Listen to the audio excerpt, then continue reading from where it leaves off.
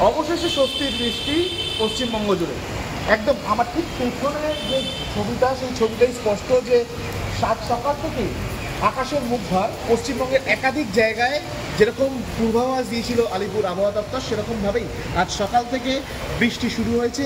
কলকাতা, হাওড়া, উত্তর চব্বিশ পরগনা, দক্ষিণ চব্বিশ পরগনা, নদিয়া, বীরভূম, বাঁকুড়া, এই কয়েকটি জেলায় আজ সারা দিন ভারী বৃষ্টির সম্ভাবনা। তার সঙ্গে সন্ধ্যের দিকে বজ্র বিদ্যুৎ সহ বৃষ্টির সম্ভাবনার কথা জানিয়েছে আলিপুর আবহাওয়া দপ্তর। আর সেই জন্যেই আজ সকাল থেকেই দেখা যাচ্ছে যে কলকাতা এবং কলকাতা সংলগ্ন যে এলাকাগুলো রয়েছে সেই এলাকাতে বৃষ্টি শুরু হয়েছে। সকাল থেকেই আকাশের মুখ ভার ছিল, কালো মেঘে আকাশ কার্যত ঢেকে যায়, তারপরেই ভারী বৃষ্টি শুরু হয়। ভারী বৃষ্টি আজ দিনভর চলবে এবং যেমনটা আলিপুর আবহাওয়া দপ্তরের তরফ থেকে জানানো হচ্ছিল যে বর্ষা কিছুটা দেরিতে এলেও সেই বর্ষার প্রভাব কিন্তু আগামী সপ্তাহ থেকে দেখা যাবে।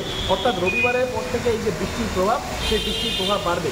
জুন মাসে অপেক্ষাকৃত বর্ষার যে প্রভাব, সেই বর্ষার প্রভাব কম থাকলেও আগামী জুলাই মাসে সেই বর্ষার যে ঘাটতি, সেই ঘাটতি কিন্তু এই মৌসুমী বায়ু পূরণ করবে, এমনটাই কিন্তু আশাবাদী আলিপুর আবহাওয়া দপ্তর।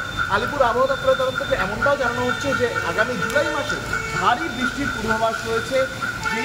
যেই বৃষ্টি অন্যান্যবার হয়ে থাকে জুলাই মাসে, সেই পরিমাণ বৃষ্টির থেকে বেশি বৃষ্টি হতে পারে 2024 সালের এই বর্ষায়।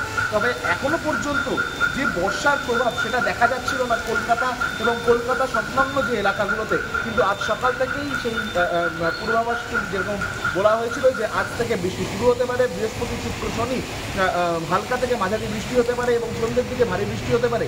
আজ সকাল থেকেই কিন্তু সেই বৃষ্টি দেখা যাচ্ছে এবং সেই বৃষ্টির যে প্রভাব, সেই বৃষ্টির প্রভাবে অনেকটাই স্বস্তির নিঃশ্বাস কলকাতাতে এবং কলকাতাবাসীর মধ্যেও কিন্তু একটা স্বস্তির আবহাওয়া।